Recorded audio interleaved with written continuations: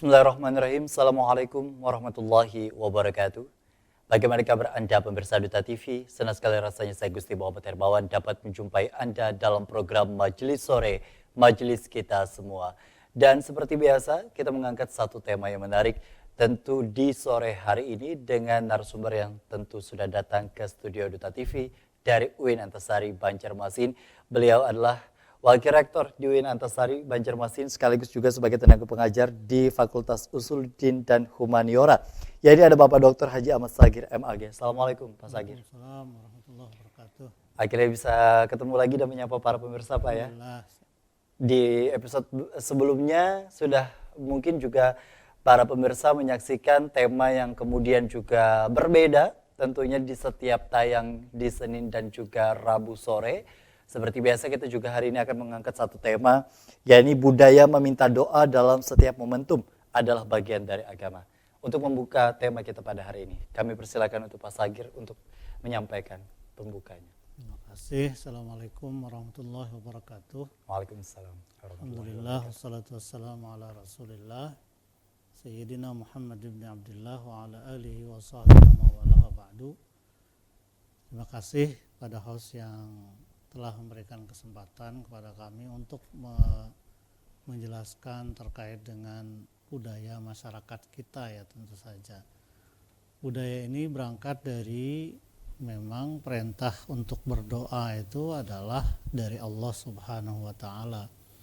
Allah itu sangat luar biasa pemurahnya sehingga dia memerintahkan kepada kita. Jadi bukan menganjurkan saja tapi memerintahkan. Ud'uni astajib lakum. Wa qala rabbukum ud'uni astajib lakum. Allah berfirman dalam surah Al-Mu'min ayat 60 bahwa berdoalah kepadaku kata Allah, aku akan mengijabah, aku akan mengabulkan apa yang kamu pinta kepadaku.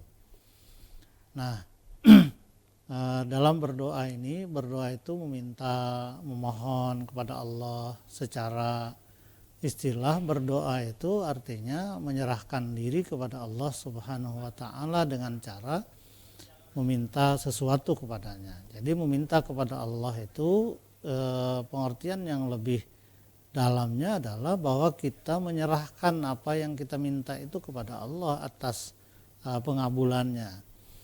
Jadi kita memang punya kekuatan, punya kekuasaan diberi oleh Allah Subhanahu wa taala untuk melakukan sesuatu, untuk mencita-citakan sesuatu, untuk mengupayakan sesuatu, tetapi Allah juga tetap memerintahkan kepada kita untuk senantiasa tidak lupa kepadanya. Nah, salah satu cara untuk tidak lupa itu adalah dengan cara berdoa. Kita mau melakukan sesuatu dengan baca bismillah. Bismillah itu sebenarnya artinya kan dengan nama Allah yang Maha Pengasih lagi Maha Penyayang. Kalau kita boleh artikan bahwa dengan nama Allah yang Maha Pengasih lagi Maha Penyayang itu artinya kita minta kasihi, minta sayangi kepada Allah dengan nama Allah yang Maha Rahman dan Maha Rahim itu. Artinya memang ketika kita berbicara mengenai doa tentu ada mekanismenya tersendiri istilahnya gitu Pak ya. Betul. Jadi berdoa itu kan ada mekanismenya. Jadi doa itu memang secara umum Allah menyuruh kita berdoa, tetapi tata caranya kan diperintahkan Rasul misalnya. Ya. Rasul itu kalau dalam hadis-hadis Nabi ada sahabat Nabi yang melihat Nabi tidak mengangkat tangan misalnya. Tapi pada kesempatan lain Rasul mengangkat doanya sampai kelihatan apa istilahnya bawah tangannya ini doanya angkat tangannya tinggi banget ya. Jadi artinya apa?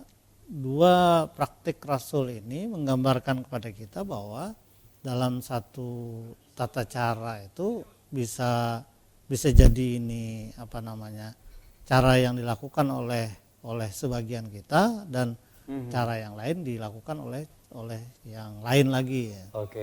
Termasuk budaya yang pada tajuk kita itu adalah meminta doa.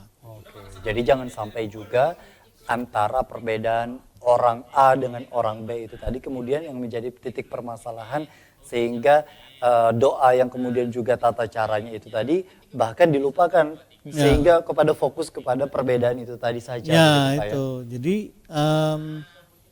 tidak semua kita harus akui bahwa tidak semua kita mulai dari kalangan bawah sampai atas, bahkan orang-orang atas dalam tanda kutip tetapi tidak mumpuni dalam persoalan agama, mereka tidak tahu caranya, ya kan. Kemudian masyarakat bawah juga tidak tahu bagaimana cara berdoa yang baik, apa kalimat ungkapan-ungkapan yang bagus didoakan.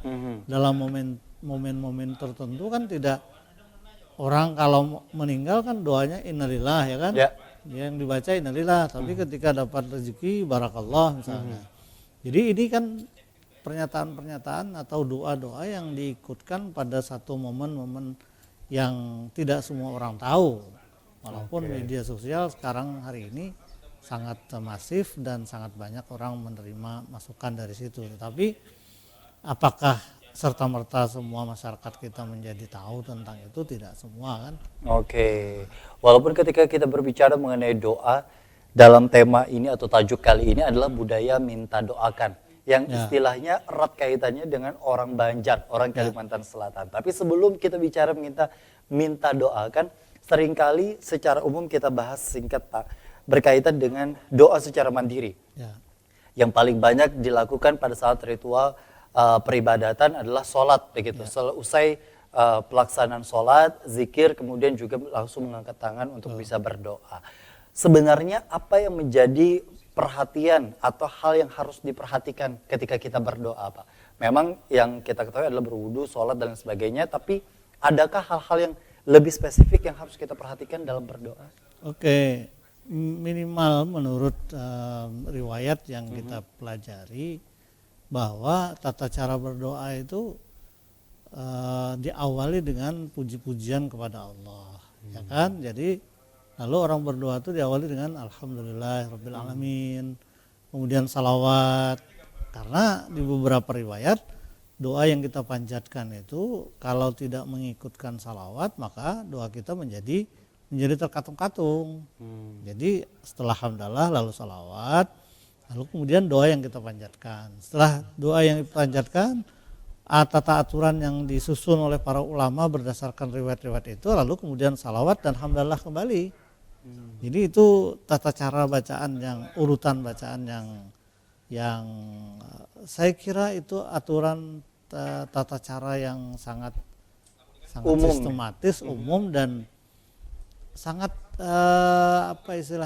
sopan lah gitu istilahnya. Istilahnya adab ketika berdoa itu lebih diperhatikan, bukan berarti ketika tidak mengikuti arahan itu tidak akan dikabulkan, begitu, Pak, ya. Itu kan yang meminta tergantung kepada Allah Subhanahu wa taala. Betul. Artinya dengan kondisi seperti ini, para ulama yang kemudian juga istilahnya memberikan masukan untuk kemudian juga lebih beradab ketika doa itu kemudian juga diawali dengan pujian, sholawat, kemudian juga pujian lagi, dan bahkan juga ada disebutkan harus menyertakan doa kepada orang tua, Pak, ya.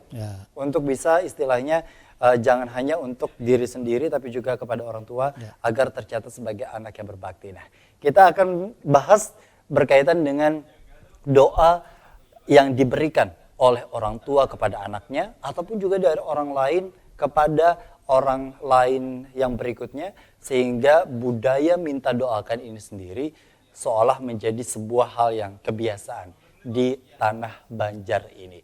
Usai jeda, tetap bersama kami dalam program Majelis Sore, Majelis Kita Semua.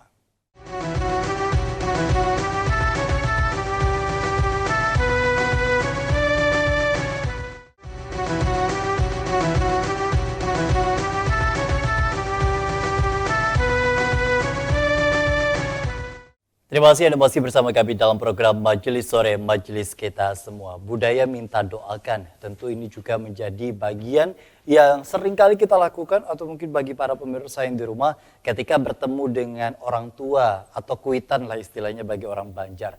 Kemudian juga ketika bertemu dengan guru, kemudian juga tuan guru apalagi, atau orang-orang yang kemudian juga dianggap memiliki ilmu dalam bidang keagamaan, seringkali banyak sekali orang-orang untuk kemudian juga berbondong-bondong atau berlomba-lomba istilahnya untuk minta doakan, baik itu dengan media-media tertentu. Nah, di segmen ini kita bahas berkaitan dengan hal tersebut. Budaya minta doakan. Memang kalau kita ambil saja satu case di mana orang tua mendoakan anak, tentu ini kan menjadi doa yang begitu luar biasa. Tapi seringkali anak pun juga lupa minta doakan dengan orang tua, begitu Pak ya. Hanya orang tua yang istilahnya dominan mendoakan kepada anak tanpa anak meminta. Nah, dengan kondisi di mana ada terjadi pergeseran nih Pak. Kalau orang zaman dulu kan anak yang kemudian juga dengan masif minta doakan ke orang tua. Hari ini orang tua yang kemudian juga istilahnya secara mandiri mendoakan anaknya, karena seringkali anaknya lupa minta doakan secara lisan atau secara langsung itu sendiri. Bagaimana tanggapannya mengenai hal ini, Pak? Oke,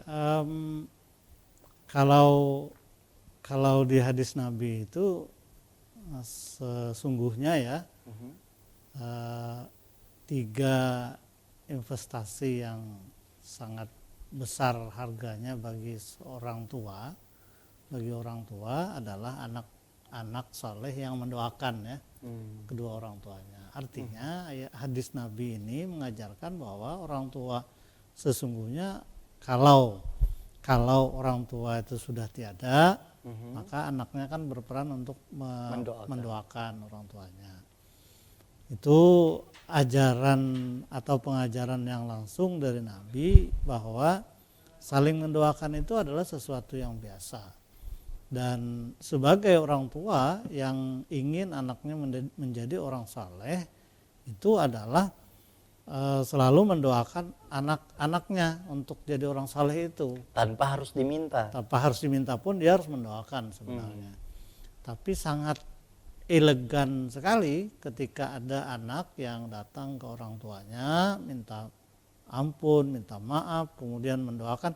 Saya kira orang tua mana yang tidak terenyuh hatinya yang tidak terharu begitu anaknya datang untuk memohon maaf, minta ampun, minta rela atas perilakunya dan atas beban yang mereka tanggung selama ini. Lalu dengan keadaan hati mereka yang terharu itu dibarengi dengan permintaan doa dari anaknya, saya kira doanya menjadi sangat tulus ya, sangat tulus dengan bahasa yang sangat terharu itu ya. Jadi beda ya, orang tua itu semuanya mungkin tulus, menurut kita sangat tulus semua. Tidak ada orang tua yang tidak tulus mendoakan, tapi kita bisa membayangkan kalau dikadarkan istilahnya gitu Pak ya. Ya kalau dikadarkan, dua orang anak aja, yang satu baik banget, yang satunya kurang baik gitu. Kira-kira doa orang tua itu beda isinya tuh, semangatnya itu. Walaupun yang namanya orang tua tetap akan mendoakan kepada anaknya. Iya kan? Itu misalnya terlontar kata-kata yang tidak baik, ada kasus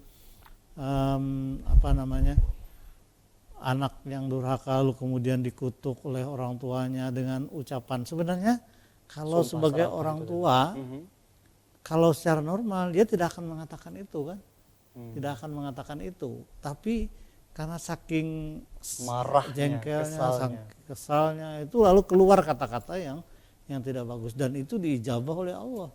Itu yang berbahayanya kan.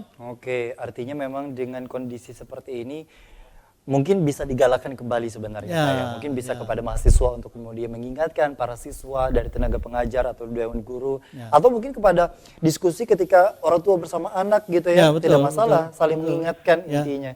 Ketika anak kemudian juga mendoakan orang tua, tidak salahnya juga orang tua mendoakan anaknya dan saling mengingatkan dengan adab-adab yang mungkin sejauh ini belum diketahui oleh sang anak, bahwa ternyata lebih utama ketika anak minta doakan kepada orang tua. Betul.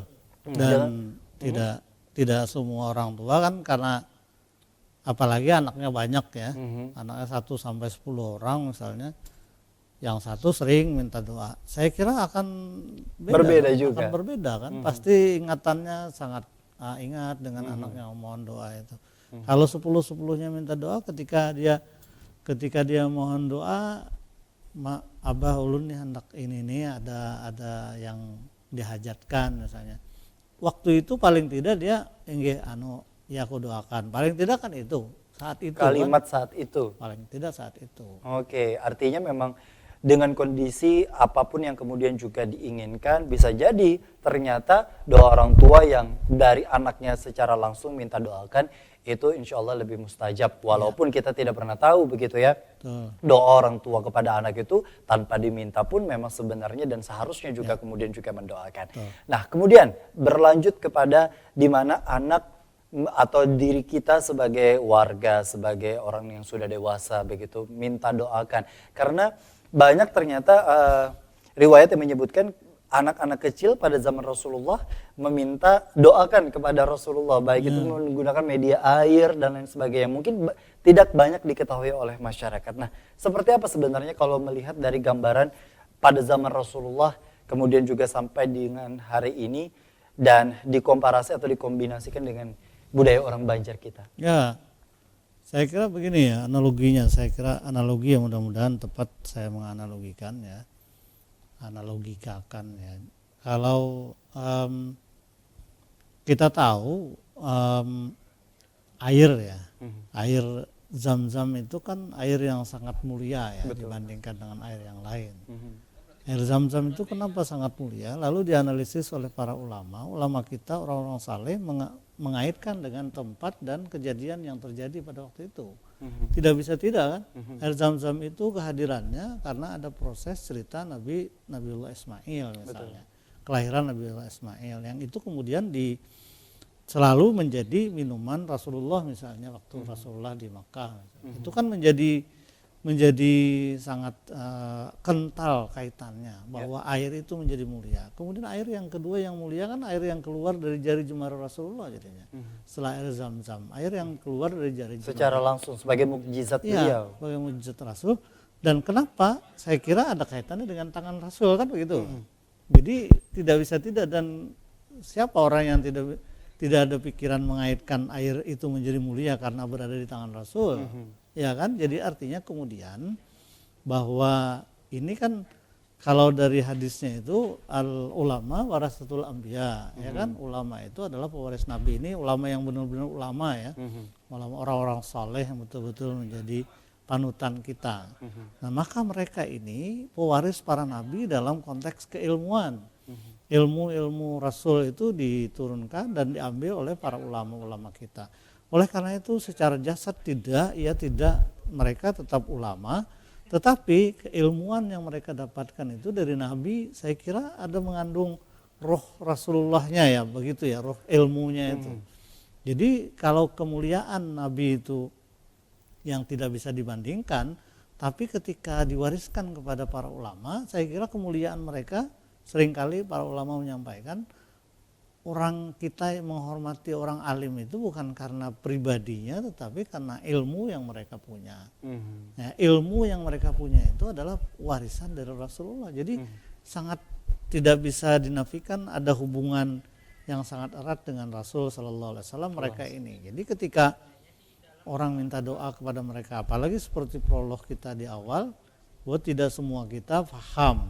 Ya kan, kalau misalnya orang walimah pernikahan doanya Rabbana atina aja kah satu-satunya umpamanya kan tidak disesuaikan dengan momentumnya. Walaupun istilahnya siapapun aja bisa yang kemudian juga menyebutkan itu, tapi alangkah berbeda ketika kadar keilmuan orang tersebut juga insya Allah secara mahabbah kepada Rasulullah begitu ya, dan hal-hal yang seperti itu yang kemudian juga istilah orang Banjar adalah ingin mengambil berkat. Ingin mengambil berkat di sini kan tentu yang menjadi bagian yang paling utama sering kali diucapkan oleh orang-orang kita istilahnya ketika meminta doakan, baik itu melalui media air. Istilah bagi orang Banjar adalah mungkin juga para pemirsa sudah familiar minta banyu kepada orang tua atau istilahnya minta doakan dan lain sebagainya. Dengan kondisi seperti ini, adakah yang kemudian juga menjadi perhatian bagi kita semua sebagai yang punya diri ketika misalnya tuan guru tersebut sudah memang membuka diri untuk bisa menyampaikan atau memberikan doa tersebut, tapi di satu sisi juga hal-hal yang harus kita perhatikan itu kira-kira apa saja dari Pak Sagir? Ya, oke. Ketika kita memohon doa atau meminta doa kepada seseorang, tuan guru, ulama, apalagi dengan media-media tertentu yang pada tataran zahirnya tidak ada masalah sebenarnya. Dan seharusnya tidak ada masalah, yang tapi kemudian menjadi masalah ketika ada orang yang mengungkit-ungkit persoalan bahwa ini kan ada nuansa-nuansa yang Betul. keluar dari ajaran agama. Saya kira itu aja yang perlu diluruskan, dipelihara, bahwa kita memohon doa itu Tetap kepada Allah. tetap kepada Allah. Lalu kemudian ulama itu melalui media airnya juga diminum, tetap yang menyembuhkan dan segala-galanya adalah Allah. Tapi ini kan media saja. Media itu ala kulli hal, ulama-ulama yang kita jadikan rujukan tidak mempersoalkan persoalan itu. Oke. Bagi yang mempersoalkan, ya sampai di situ aja lah, kira-kira sampai di situ, bahwa dia tidak mengikuti itu. Tetapi bagi teman-teman orang-orang yang mengikuti ini, saya kira juga ada prinsip dasar yang mereka pegang. Oke, jadi jangan sampai kemudian juga dengan kondisi atau budaya ini kemudian menimbulkan perpecahan atau permasalahan di tengah-tengah orang banyak. Tapi di satu sisi ketika misalnya mereka mempertanyakan dengan kenapa dan alasannya mengapa, maka kondisi jawaban yang tadi yang kita bahas tadi yang tentu menjadi bagian yang paling utama.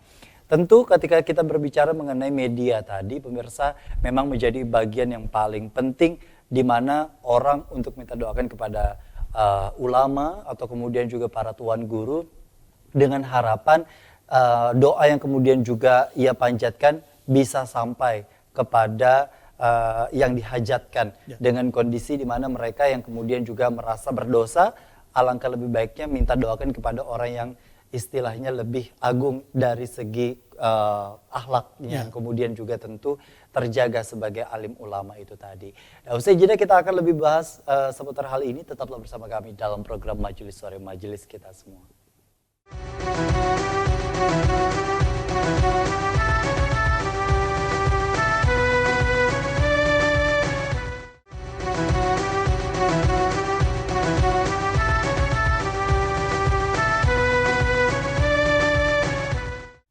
Terima kasih Anda masih bersama kami dalam program Majelis Sore, Majelis Kita Semua.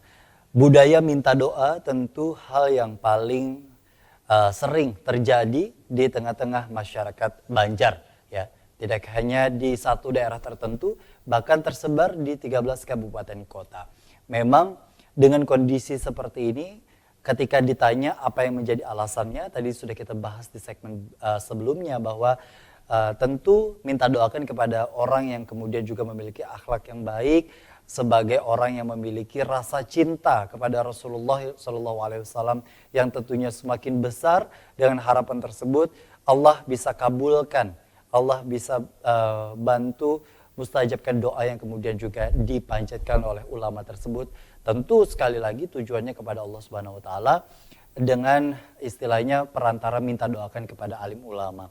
Dengan banyaknya budaya yang ibaratnya juga sudah masuk ke dalam ritual-ritual kebudayaan dan ritual-ritual yang ada terjadi di tengah-tengah masyarakat. Ini kan budaya yang masuk ke Kalimantan Selatan, karena kita lokasinya mungkin sebagai tanah Banjar, memang banyak juga Pak ya agenda-agenda yang ritualnya tradisi dimasukkan dan diselipkan istilahnya. Dengan kondisi di mana minta doakan kepada alim ulama. Salah satunya yang paling sering kita jumpai, mungkin juga bagi para pemirsa di rumah, adalah ketika anak lahir, kemudian juga minta doakan kepada para alim ulama atau tuan guru di sekitaran wilayah itu biasanya, dan dilangsungkan tasmiyah. Tasmiyah ini kan pemberian nama oleh orang tua kepada anaknya, yang kemudian juga mengundang orang banyak untuk bisa makan bersama dan berdoa bersama. Tapi di satu momen kemudian ada tuan guru biasanya sambil istilahnya membantu kunyahkan satu buah kurma, kemudian dijilatkan lah istilahnya, kemudian dirasakan kepada anak tersebut sebagai bagian dengan harapan orang tua agar anaknya kelak setidaknya kalau tidak bisa jadi ulama, menjadi orang yang soleh dan solehah. Nah, dengan tradisi istilahnya kombinasi seperti ini Pak, bagaimana tanggapannya? Iya, yang pertama dulu ya bahwa apa yang dilakukan oleh masyarakat kita itu berasumsi kepada bagaimana praktik ibadah yang mustajab itu kalau di Mekah itu ada tempat-tempat yang mustajab ya. Saya kira itu menjadi bahan pemikiran kita. Kenapa harus ada tempat-tempat yang mustajab di situ, tidak di tempat kita? Artinya kan itu sangat ada erat kaitannya dengan keberadaan Rasul di situ, atau keberadaan Nabi yang lain misalnya di Multazam, Hijr Ismail, kemudian di makam Ibrahim misalnya, doa-doa kita mustajab kan. Betul. Lalu kemudian Raudhah sendiri misalnya. Pertanyaan yang besar itu kenapa jadi tempat-tempat itu mustajab? Padahal kan sama tempat di mana-mana, Tuhan ada di mana-mana ya. Betul. Itu orang biasanya mendiskursuskan tidak hanya di dengan Mekah itu, istilahnya ya kan? atau di Madinah. Itu berarti kan sangat erat kaitan dengan itu. Jadi kalau orang mau mendapatkan tempat yang mustajab harus pergi ke Mekah, ke Raudhah misalnya. Lalu sabda Nabi yang sangat tegas itu pada pernyataan Nabi kan ma baina baiti wa mimbari raudhatun min riyadil jannah. Antara rumahku dan mimbarku itu adalah raudhah min riyadil jannah, kan begitu aja kan pernyataannya. Tapi lalu riwayat-riwayat yang lain ini tempat yang mustajab doa. Kenapa jadi mustajab doa? Karena Nabi selalu berdoa di situ.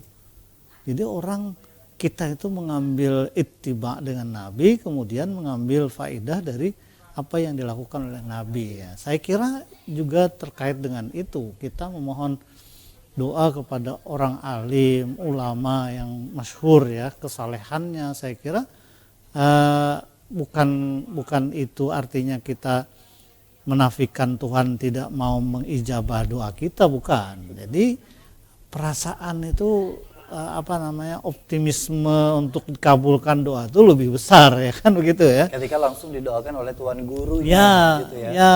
Jadi walaupun kemudian terpulang doa orang kepada tua kita. pun juga luar doa biasa. Orang tua iya betul. Ya doa orang tua juga sangat luar biasa ya. Jadi saya kira banyak contoh kasus misalnya ya. Kasus misalnya ketika Rasul dalam keadaan sakit ya. Rasul sakit lalu kemudian diajarkan kepada Fatimah anak beliau untuk membacakan surah Al-Falaq dan An-Nas misalnya. Jadi ketika ditiupkan di tangan, kata Rasul tiupkan di tangan lalu diusapkan tempat yang mana sakit saya misalnya. Tapi apa yang dilakukan oleh Fatimah tidak begitu langsung. Beliau bacakan lalu kemudian yang beliau usapkan itu ditiupkan ke tangan Rasul sendiri. Langsung, bukan dari tangan. Bukan tangan Fatimah. Artinya apa? Fatimah sendiri menganggap tangannya itu tidak lebih baik dalam tanda kutip ya daripada tangan Rasulullah. Jadi yang diusapkan itu tangan Rasulullah, bukan tangan Fatimah. Apa artinya? Berkahnya itu ada di tangan Rasul kan begitu. Jadi seperti orang buta datang kepada Nabi, ya Rasul, ini buta, coba bang doakan saya. Apa kata Nabi? Saya doakan, diusapkan Nabi ke mukanya lalu kemudian tidak buta lagi. Itu kasus yang jarang diungkap, padahal Nabi itu pernah melakukan hal yang seperti mukjizatnya yang diberikan, mukjizat Allah yang diberikan kepada Nabi Isa ya. Betul. Nah itu saya kira ini namanya berkah yang kemudian pertanyaan kedua yang itu memang dilakukan oleh Rasul, memberi makan ketika Hasan dan Husain itu lahir, lalu kemudian makanan kurma itu digigit, dikunyahkan oleh Nabi lalu diberikan kepada Hasan dan Husain. Jadi jadi memang ada riwayat yang kemudian juga ada riwayat. Bicara sejarahnya gitu ya. Kadang-kadang kita ini kan ustad-ustadan gitu ya, bukan ustad beneran. Nah ini yang menarik Pak Sagir. Ini kan kemudian juga tentu di tengah-tengah masyarakat kita istilahnya kalau di daerah tertentu memang sudah tahu kesolehannya, kemudian juga keulamaannya.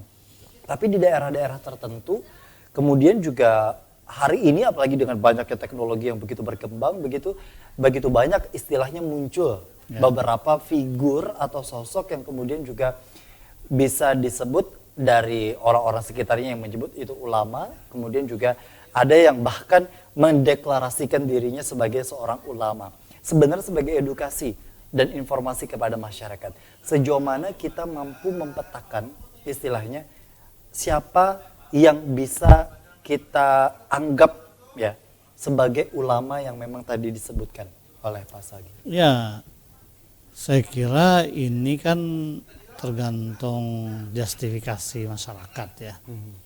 Jadi tasbih masyarakat terhadap seseorang itu ya tergantung levelnya berarti. Jadi level yang kampung biasa, orang bisa ngaji, jadi imam, sudah dianggap sebagai tuan gurunya di situ. Jadi memang begitulah kelas-kelasnya. Kelas tuan guru di kampung mungkin beda dengan kelas tuan guru yang lebih besar lagi. Jadi ala kulihal seperti ada penelitian mahasiswa itu di situ adalah ustadznya, tuan gurunya, ditanya tuan gurunya seperti apa, ya mengajar mengaji saja, mengajar mengaji itu bangga kan Sidin. Nah itu dianggap di kampung itu sebagai ulama yang punya karisma, punya kapasitas untuk menasihati masyarakat gitu ya. Jadi artinya sesuai dengan sesuai lokasi tempatnya dan lokal, kondisi tertentu ya, gitu ya. Jadi kalau orang tidak punya yang lebih baik ya seadanya itu. Jadi memang ya bayangkan kalau kampung ada langgar, ada musola atau masjid, yang jadi imam idealnya kan seperti apa misalnya. Tapi turun sampai kepada yang daerah terpencil misalnya betul. Yang asal bisa mengaji aja kan. Saya kira apalagi mereka yang keikhlasan mereka saya kira sangat luar biasa. Mungkin yang dipandang oleh Allah itu harapan masyarakat terhadap beliau itu yang lalu kemudian doa-doa beliau itu dikabulkan oleh Allah. Oke. Di segmen berikutnya tentu kita masih membahas seputar budaya minta doakan ini sendiri, karena tentu di dalam praktek masyarakat sendiri memang bukan hanya kepada alim ulama yang dalam hal ini istilahnya bagi mereka yang bukan dari keturunan Rasulullah, tapi bagaimana dengan mereka yang kemudian juga sebenarnya bukan orang yang memiliki porsi di mana berdakwah, tapi kepada adabnya istilahnya bagi mereka yang ada keturunan dengan Rasulullah untuk bisa minta doakan. Nah, nanti kita akan bahas, tetaplah bersama kami dalam program Majelis Sore, Majelis Kita Semua.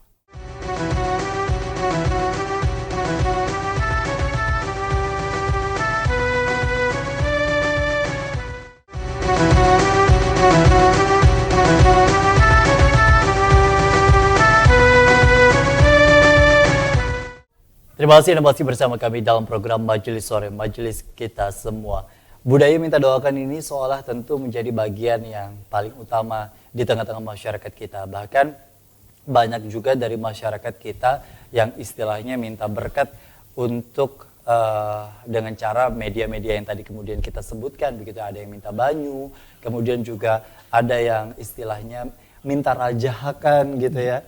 Dan ada beberapa media-media lainnya yang tentu sekali lagi ternyata memang sudah ada riwayatnya dari zaman Rasulullah itu tadi, untuk kemudian juga dalam hal hari ini, hemat hari ini adalah bukan lagi dalam kasus atau soal salah menyalahkan, tapi sejauh mana saling berlomba dalam kebaikan dan berdoa itu tadi. Begitu Pak ya.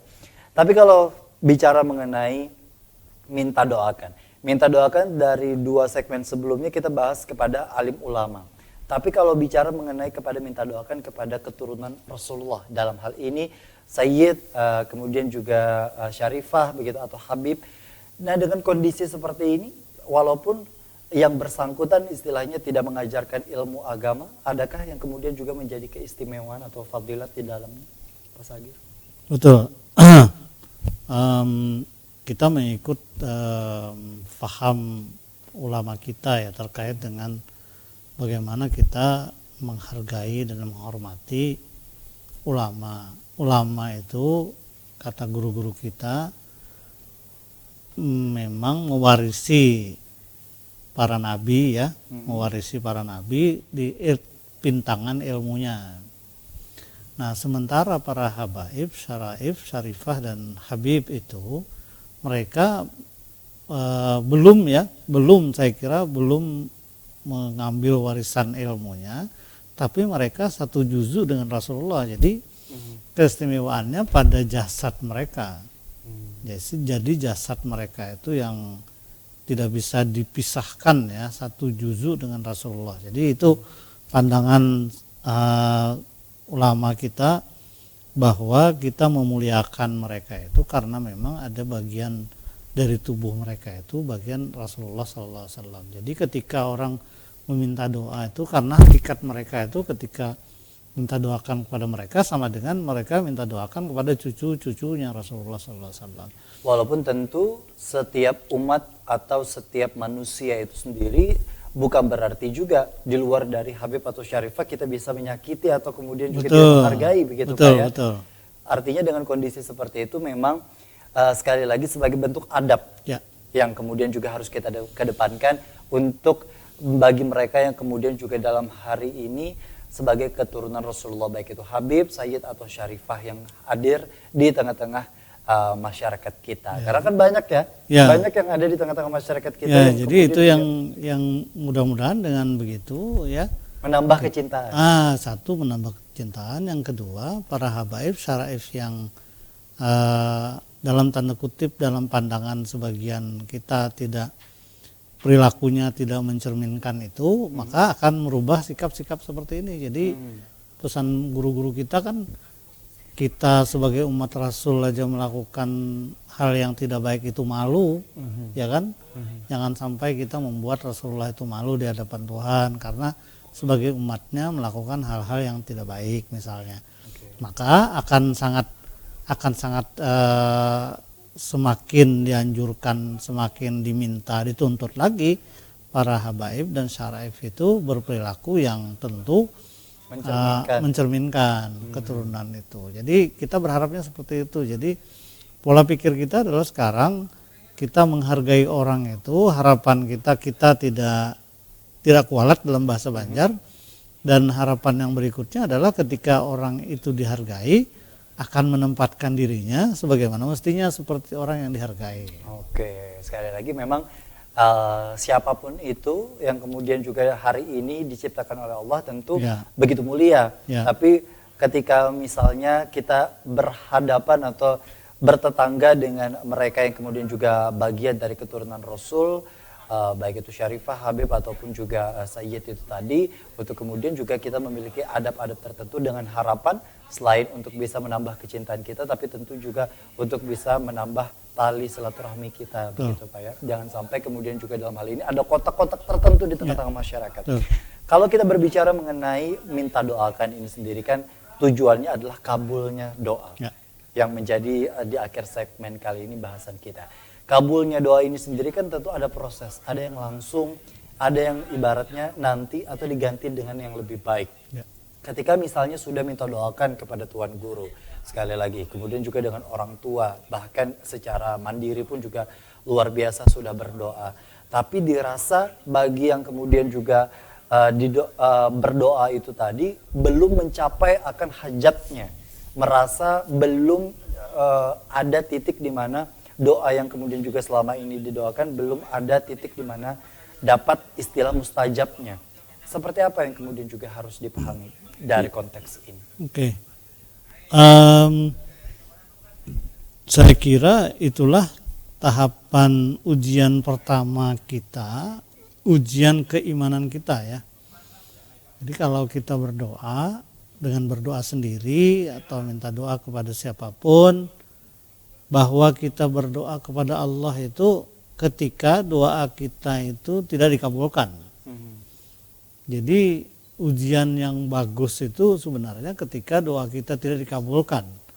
Apakah pertanyaannya, apakah kita berdoa kepada Allah atau berdoa kepada orang itu? Jadi kalau kita berdoa kepada Allah ketika tidak dikabulkan, nggak ada masalah, no problem. Jadi kita minta doa lawan Habib dengan ulama, berdoa sendiri, itu ketika tidak dikabulkan. Tidak ada merasa desakan atau tuntutan itu tadi. Jadi emang betul ya. Jadi mereka-mereka yang kita mintakan doanya itu, apalagi minta doa sendiri itu tidak punya apa ya sebenarnya, punya pretensi, punya kekuatan untuk memaksa Tuhan mengabulkan. Itu yang pertama. Yang pertama itu seperti itu. Jadi persepsinya ketika doa kita tidak dikabulkan, maka bahwa Allah punya kehendak yang lain. Itu juga yang mengantarkan kita kemudian sebaliknya ketika doa kita dikabulkan, jangan buru-buru atau sekonyong-konyong kita mengatakan Karena Tuhan Guru itu tadi. nah itu. Oke. Jadi bukan sama sekali. Jadi bukan intervensi Tuhan Guru itu, bukan intervensi siapa-siapa, terkabulnya doa itu karena memang Allah mau mengabulkan doa kita. Itu penting sekali ya. Yang kedua, Jangan sampai istilahnya terjebak dalam syirik khauf gitu ya Pak ya. ya, Ya istilahnya yang kita tidak sadari ternyata itu bagian dari syirik. ya, Begitu. ya, betul. Jadi yang mengabulkan doa itu adalah Allah. Perantara-perantara ini sekedar perantara saja, sampai situ saja, sampai perantara saja.